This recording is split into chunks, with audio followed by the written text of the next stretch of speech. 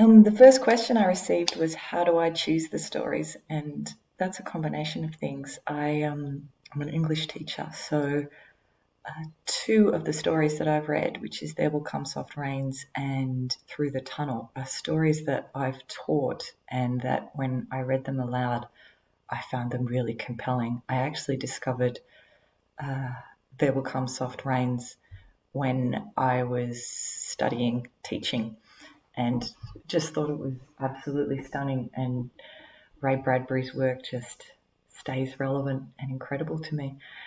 The Yellow Wallpaper is something that I've been obsessed with for probably 25 years. I love that story. I saw it transformed into a stage play, a one-woman play, and it really moved me. So it's got a special place in my heart. I've used it as audition pieces for when I was a performer. And Eyes of a Blue Dog is just, it's actually the favourite short story of an English teacher friend of mine. And I wanted to bring something into the mix that was a little bit different, and it's kind of surreal and haunting and mysterious. And yeah, I hope that you enjoyed it. I would certainly be open to suggestions. Absolutely. I feel that my knowledge of the form, the short story form, is still developing. I'm pretty confident with, my knowledge and understandings of novels and plays and poetry, but short stories is definitely an area where I want to grow. And I am very interested in considering writers from America, just having a look at what's going on over there right now. I think we need to delve back into some of those voices that were really grappling with the big ideas around democracy and country and integrity. So be really keen if anyone has any suggestions along those lines. I do have a bit of a practice of a short story, but I don't read through the whole thing because it's quite.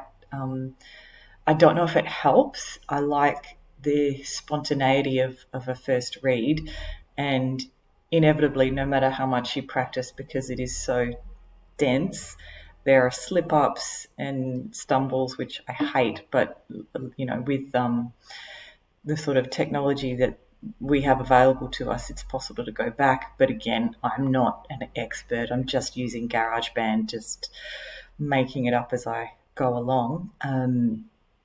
So, yes, what was the question? Yeah, read through and practice, not so much. And I think there is a similar question, is that do I prefer to read in accents or I definitely prefer to read in accents because it's really fun.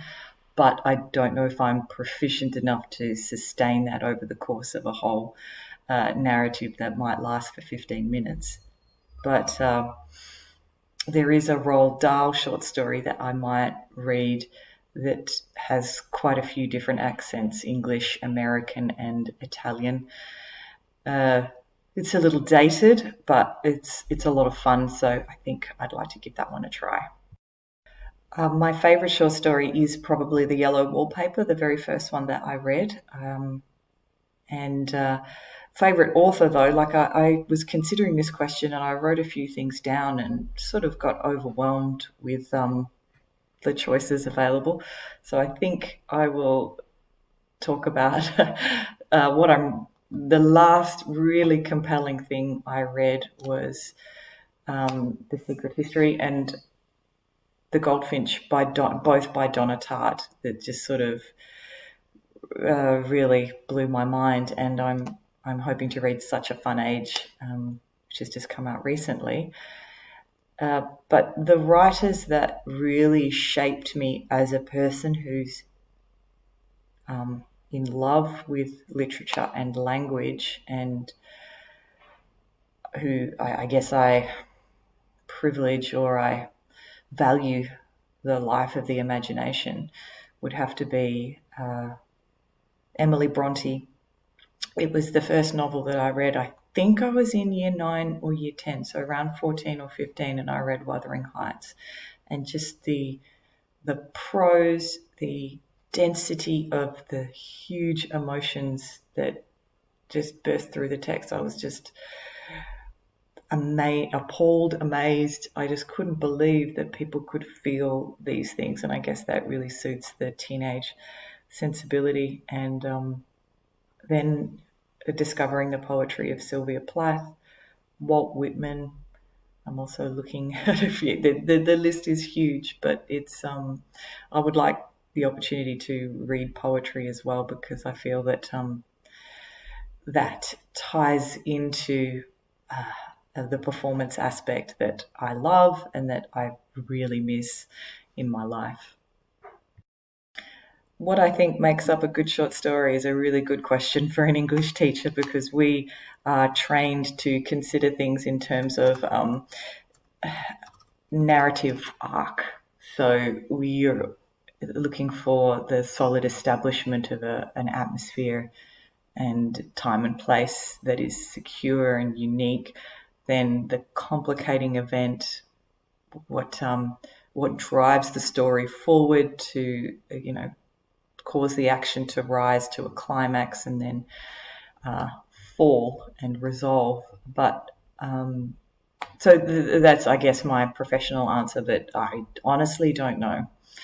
The Eyes of a Blue Dog, for example, doesn't follow that kind of narrative arc. It's just sort of meandering and reflective and dreamlike, and I find that story really stunning. So I guess for me personally, but this is true for any text, is that the prose has to be, I guess, tight, poetic.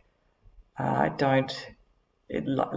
matter how compelling the ideas of a book are, I have to sort of get the shivers from reading it.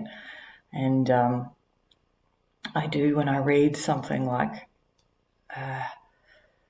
Bleak House, which I've been trying to read for about 7 years. It's so long, but the language is just stunning. I can often consider Bleak House in its chapters as short stories on their own. That's what really captivates me. That's, for me, what makes a good short story. Do I prefer to read in print or listen to audio?